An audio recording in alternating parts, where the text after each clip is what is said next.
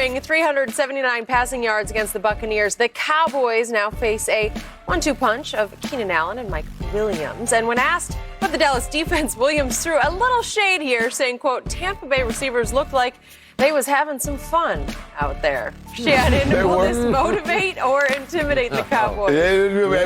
I'm like Mike Williams. They look like they were having fun. I want a little piece of that? It ain't no fun if I can't have some. So Mike Williams say, hey, I want some of that with AB. And Chris Godwin will get it. Whatever that was, that's what I want. Yeah. Keenan Allen said, sign me up. Skip, a lot of times when you think wide receivers going against cornerbacks, but me, I looked at it from the front to the back. Man, they ain't got no pass rush. I can be able to take my time. I ain't got to be in no hurry. I ain't got to speed no routes up because I know y'all can't do nothing. As opposed to playing Kansas City, and I got DT, got Neil Smith, got to worry about those guys. Or we used to play Minnesota in the old dome with Chris Doman, rest his soul, Johnny Randall, Hank, Henry Thomas. You like, man, it's going to be a tough sled, not because of what they had on the back end, it's what they could do up front. Y'all can't do nothing up front, and your back end suspect. Is it? I see big things in Keenan Allen's future. I see a big day. Justin Herbert going to be offensive player of the week. You think so? You almost said month. No, I've almost said month. Why don't you go to year? He might be, but he going to be player of the week. He might throw for 700 yards. He might be he might lead the MVP race after this. 350, 3 tubs. Really? Okay. Why don't you go to 400? You can't go to 400 if you're going to have some fun. 350, 3 tubs to do. Really? I mean, whatever Brady got, that's what he'll have. He'll have very similar numbers to Brady, if not better. 379. You can't even outdo the 44-year-old. Yeah, he'll be there. He say, well, Brady did that, and I'm 24. Yeah. Brady did that at 44. Mike Williams, I love you. I needed you. I thank you.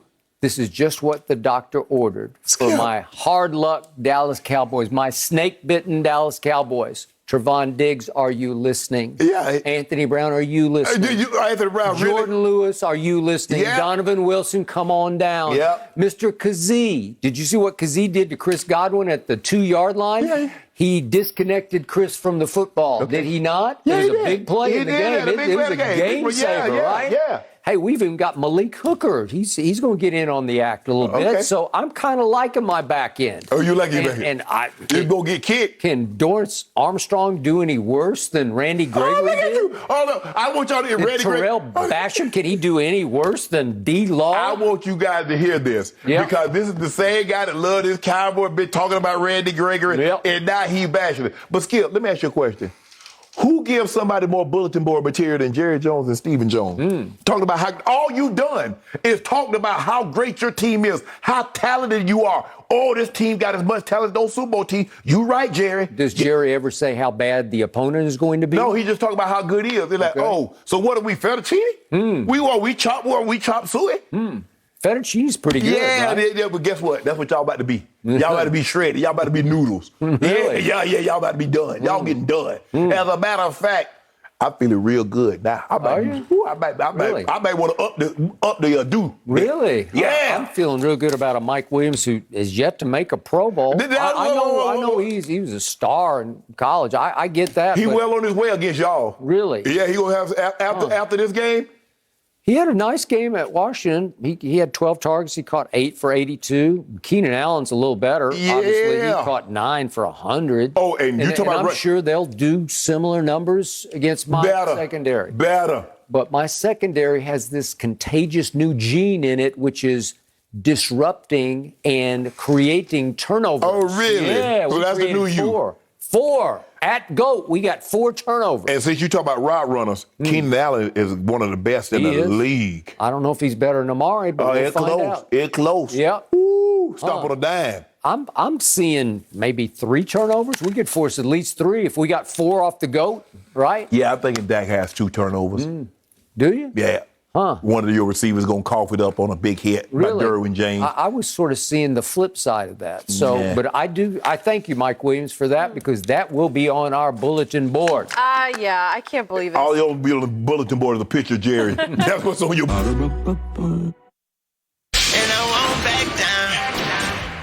Hey, welcome back. The Herd is coming up next right here on FS1. Let's head over and check in with Colin. Colin, how are you? What is on the show? Cowboys get bad news. How bad is it? Do the Niners get bad news? The Cleveland Browns, I've flipped. They get good news.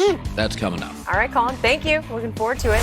Guys, how about this? Lakers training camp just 2 weeks away, and LeBron was spotted putting in some work in the gym with teammates THT and Malik Monk. Recent video shows the King working on his corner three. So there it is. Shannon, scale 1 to 10. How impressive is this? Come on, Shannon. 1. A 1? It's routine stuff. He loves the corner three. He shot 46% from the corner three. He did? Yeah, he did. Well, he only shot 36% overall. Yeah, but the corner three is his shot. So I'm not impressed by this at all. This is what LeBron does. So he just makes them like clockwork? 46% is what you thought. Really? I'm waiting for the bootleg video of the 35 threes that he missed during said workout.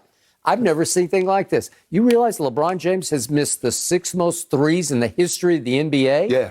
That's not very good, And you do right? realize LeBron got the 3rd most points in the history of the NBA? Gonna have the most. The first most. And guess what? And a passer. Yeah. What other passer you know is in the top 10 of scoring? You know what? I want to see a workout video of LeBron make 10 straight free throws. Oh, yeah, that's right. He can't make 10 straight free throws. He make them right? when they count. Really? He sure does does. he? Sure does. He's the worst late-game superstar free throw shooter in the history of this league. I got the numbers. Remember Game 7? Yeah. Against your team? San Antonio, Game 7? Yeah. Did he make big free throws? And hit a jump on Kawhi. Remember he hit that jump in Kawhi? Yeah, after we got shot in the heart by Ray Allen. Saved. Boys, in just the past week, Michael Gallup has gone on IR. Lau Collins got handed a 5-game suspension, and Randy Gregory has moved to the COVID list. So, Skip, unfortunately, I have to ask, how do you explain this bad luck? Shannon Sharp. As you know, I go way back with this team to age 10, their second year, when it hooked me, got me right between the eyes, and I fell in love with my Dallas Cowboys. And before I knew it, the quarterback was one Roger Staubach, Captain America. And before I knew it, Coach Landry had turned into God's coach. And the joke became, as they moved to Texas Stadium, 1971, it had a hole in the roof so God could watch his Cowboys play. Am I right about that? You're right. And my Cowboys through the 70s were known as the luckiest team in pro football. They were. They got every call, they got every bounce, they got every break. Everything happened. They stole Roger in the draft, remember, with a 12th round pick, like a futures kind of pick by the great late Tex Schramm. And everything went right for my Dallas Cowboys. And they were the Patriots before the Patriots with the luck and everything going their way. That is correct. And the signature play of that era was called the Hail Mary, named by one Roger Staubach, a Catholic reference, after he threw a pass, if we could see it, to one Drew Pearson, my all-time favorite Cowboy receiver. And he pushes off Nate Wright just a little bit, a little push, and he snatches it and catches it on his hip with one hand, holds it on his hip, and it beats Jenny's Vikings in a big playoff game in Minnesota. If I'm not mistaken, I think they threw the flag on Wright.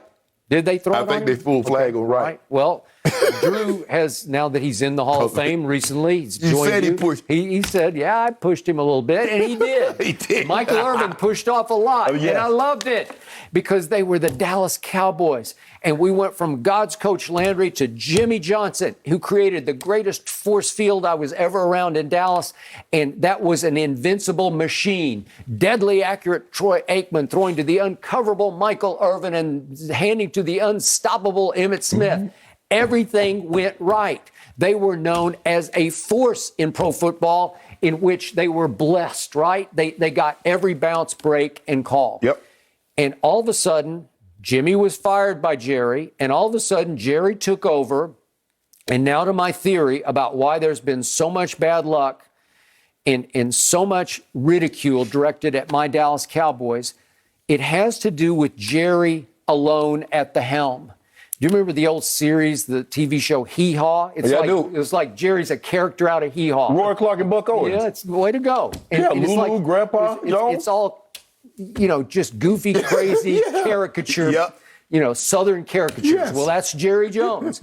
And he plays right into it because he says some crazy, inexplicable things. He does some crazy, inexplicable things. And somehow that trickles down to the locker room where they're like, if that guy's in charge, things are going to go wrong. And they've they've actually created a mindset in the locker room that it's hard for even Dak to overcome, because what will go wrong, Murphy's Law has become Jerry's Law, will go wrong. So, as you say, Cowboys do cowboy things. Yep. Well, for it seemed like 100 years, it was completely the other way around. Yes. Until Jerry alone took over the team. So it's a reflection of how the whole locker room lays in wait of Jerry to say or do the wrong thing. Like they dread Jerry Jones, and then they dread getting the wrong call, the wrong bounce, or this injury, or that COVID, or that suspension. It's one thing after another under the Jerry Jones watch. Good. Yeah, Skip, you're talking about hee-haw. I'm a pick it and I'm a grin it thing, like it thing. Yep. You got it. we used to watch it every Saturday night. Did Skip, you really? We did. Skip, injuries are a part of the NFL because you play a collision sport, not a contact, a collision sport. Got big guys running into bigger guys at a high rate of speed. Things snap, things tear, it's going to happen. But are they worse off? I mean, I get it. Lyle Collins has a situation, he's going to be suspended 5 games. But he's coming back. You get DeMarcus Lawrence, he's going to be gone 6 to 8 weeks. He's coming back. Randy Gregory.